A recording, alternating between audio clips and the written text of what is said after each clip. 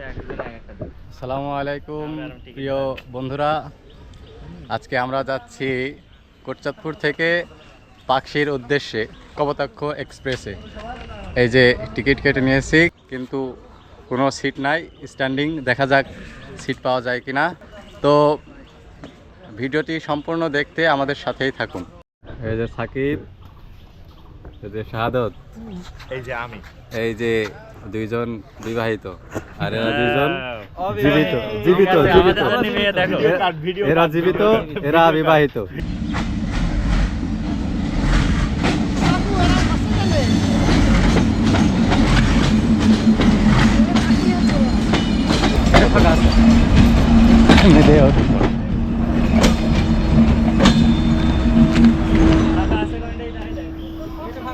এটা ফাঁকা আছে ভাই, একটু সাইডে লোড যে খুব ভাই, লোড সবকটাই ভাই। আচ্ছা উঠবে তো, অমনি উঠছি, ভিতরে ফাঁকা আছে।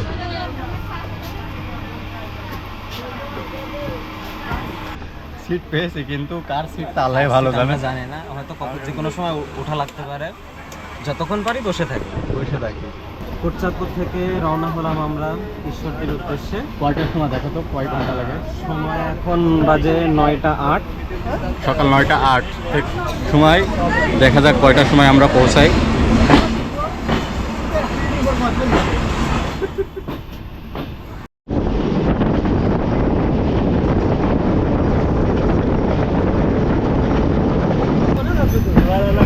গেলাম।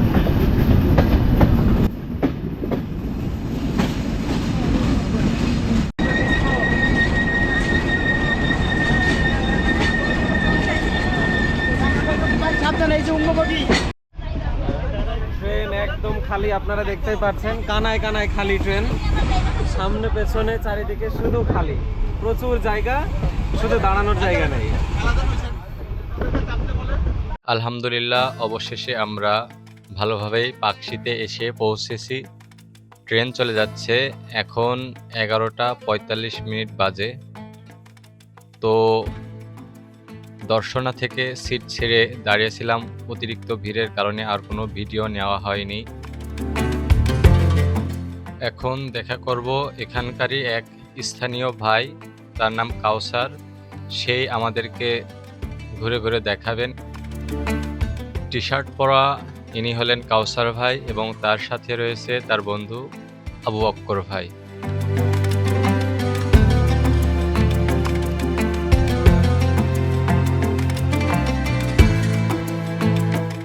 এখন আমরা হার্ডিঞ্জ ব্রিজটা দেখতে যাচ্ছি। তো চলুন ব্রিজটা দেখতে পারি কিনা এবং ভিডিওতে আপনাদেরকেও দেখাতে পারি কিনা।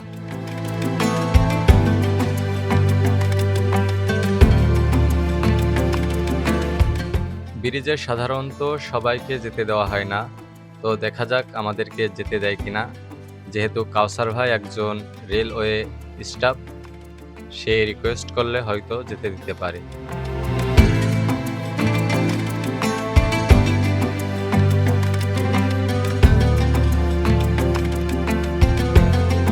পুলিশ ভাইয়ের সাথে দীর্ঘ সময় কথা হলো যে ব্রিজটিতে আমরা যেতে চাই, কিন্তু দায়িত্বরত পুলিশ ভাই বলল যে এখন অনেক মানুষ, আপনাদেরকে যদি আমি যেতে দেই তাহলে প্রশ্নের সম্মুখীন হতে হবে, আপনারা একটু ঘুরে আসেন।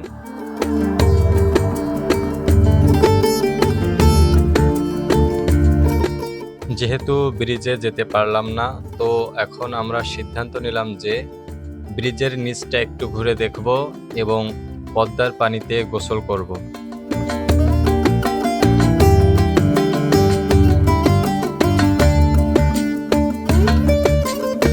আমরা রাজশাহী চলে এসেছি, পাইতে পারিনি এত দ্রুত।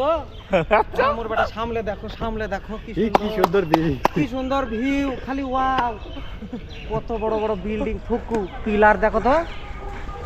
আমাকে দেখাও কেন, সামলে দেখাও। এই কাজ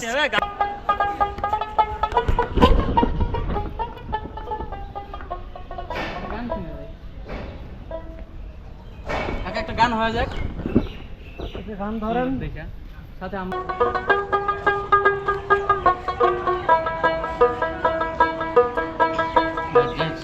এমন ঘর পেতেছি এমন ঘর শূন্যের ওপর পস্তা করে ধন্য করে ধন্য ধন্য বলি তারে পেতেছি এমন ঘর পেতেছি এমন ঘর শূন্যের ওপর পস্তা করে ধন্য ধন্য বলি তারে।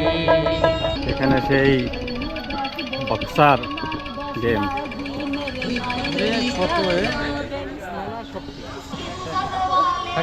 তুমি একটা মেরে দেখো, মা দেখি। হাতে লাগবে না, না হাতে লাগবে না, হাতে লাগবে না। মা 150 থেকে 200 হবে না আমার।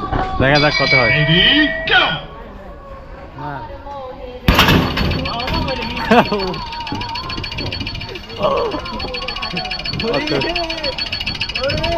কি করেছিস তুই? কত?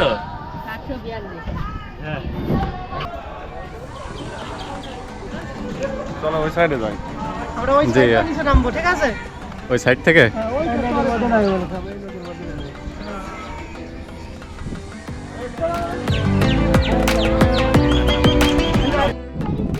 এখন আমরা ওই নিচেই যাওয়ার চেষ্টা করছি।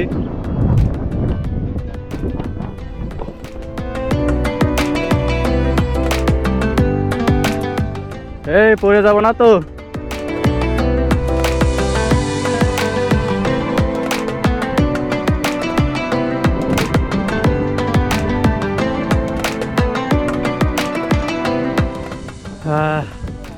হাঁপাই গেছে।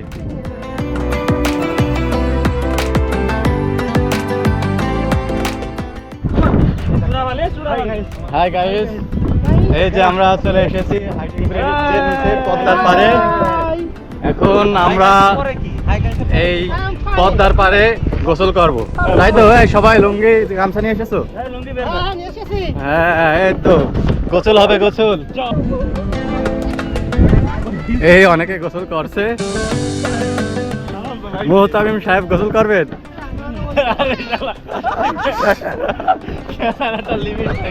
হ্যাঁ নেমে পড়। অনুভূতি কেমন? অনুভূতি কেমন? এই তুই তো আসতে চাচ্ছিলি রে, তুই তো আসতে চাচ্ছিলি রে। মাছ পাইছি, মাছ ইলিশ মাছ, পদ্মার ইলিশ। ওই ভাই দেখি ইলিশ। আহা। সবাই প্রস্তুত গোসল করার জন্য।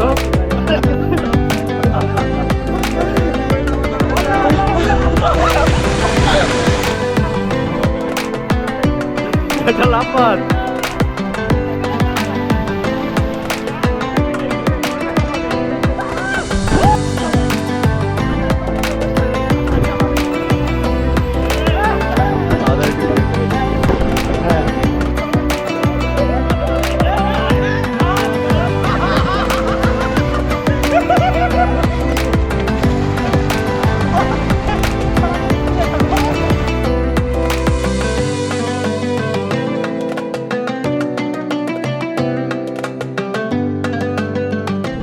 গোসল করা শেষ। এখন আমরা আবার আশেপাশে ঘুরবো, দেখতেই থাকুন। তাড়াতাড়ি পড়ো, সময় নেই। প্রকৃতির মাঝে এমন একটা দিন, চারপাশে বিশাল পদ্মা নদী, হালকা বাতাস আর এক অদ্ভুত নীরবতা। বন্ধুদের সাথে এই মুহূর্তগুলো সত্যি ভাষায় প্রকাশ করার মতো না। একসাথে গোসল, একসাথে ঘোরা। তো যাই হোক, এই নদী শুধু একটি নদী না, বাংলাদেশের অর্থনীতি, সংস্কৃতি আর মানুষের জীবনের একটি বড় অংশ। আর এই পদ্মা নদীর বুক চিরে দাঁড়িয়ে আছে বাংলাদেশের ইতিহাসের এক জীবন্ত সাক্ষী, হার্ডিঞ্জ ব্রিজ। ব্রিটিশ শাসন আমলে 1910 সালে যার নির্মাণ কাজ শুরু হয় আর 1915 সালে সম্পূর্ণ হয়। তৎকালীন ভারতের ভাইসরয় লর্ড হার্ডিঞ্জ এর নামে নামকরণ করা হয় এই ব্রিজটির। আজও দেশের অন্যতম গুরুত্বপূর্ণ রেল সেতু হিসেবে ব্যবহৃত হচ্ছে। প্রায় 1.8 কিলোমিটার দীর্ঘ এই ব্রিজটি 1 শতাব্দীরও বেশি সময় ধরে সময়ের সাক্ষী হয়ে দাঁড়িয়ে আছে। ভাবতে অবাক লাগে কত ইতিহাস, কত গল্প এই ব্রিজের সাথে জড়িয়ে আছে।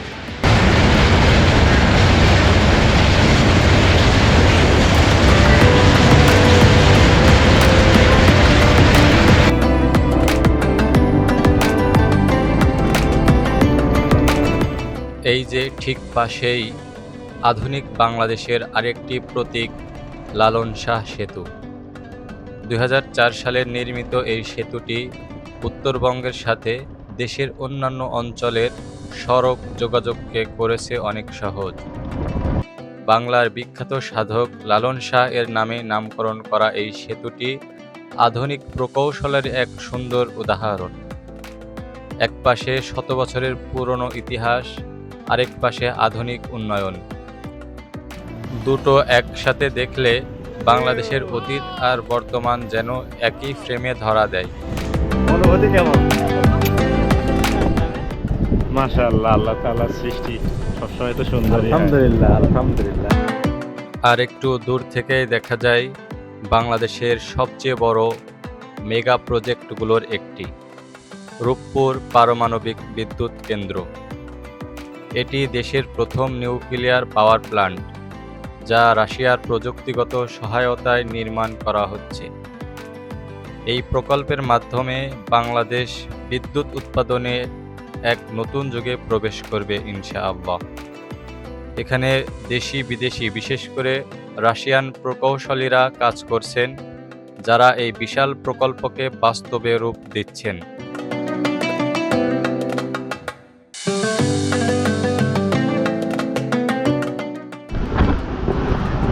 দুপুরের লাঞ্চ শেষ করে আমরা এখন রূপপুর মোড় থেকে গ্রিন সিটির উদ্দেশ্যে রওনা হব।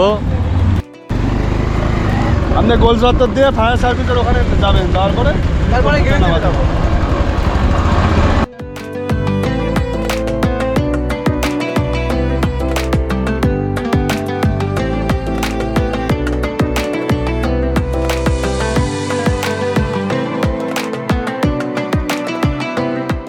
এরপর আমরা চলে এসেছি রূপপুর প্রকল্পের একটি বিশেষ অংশ গ্রিন সিটিতে।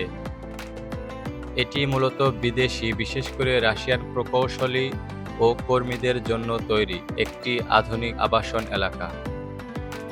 চারপাশে সারি সারি বড় বড় বিল্ডিং, পরিকল্পিত রাস্তা, নিরাপদ ও উন্নত পরিবেশ।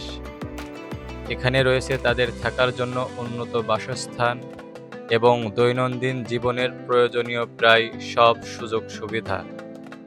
হেঁটে হেঁটে যখন এই জায়গাটা ঘুরছিলাম, মনে হচ্ছিল যেন বাংলাদেশের ভিতরেই অন্য একটি দেশে চলে এসেছি। সত্যি এটা ছিল এক ভিন্ন ও অসাধারণ অভিজ্ঞতা।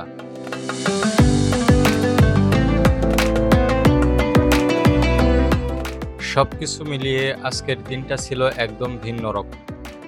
প্রকৃতির শান্তি, ইতিহাসের ছোঁয়া আর আধুনিক বাংলাদেশের উন্নয়নের এক ঝলক। বন্ধুদের সাথে এমন একটি ভ্রমণ স্মৃতি হয়ে থাকবে সারা জীবন। আপনারাও সময় বের করে এমন একটি জায়গা ঘুরে দেখতে পারেন। ভিডিওটি ভালো লাগলে অবশ্যই লাইক, কমেন্ট আর শেয়ার করবেন এবং এরকম ভিডিও আরও পেতে সাবস্ক্রাইব করে সাথে থাকুন। আল্লাহ হাফেজ।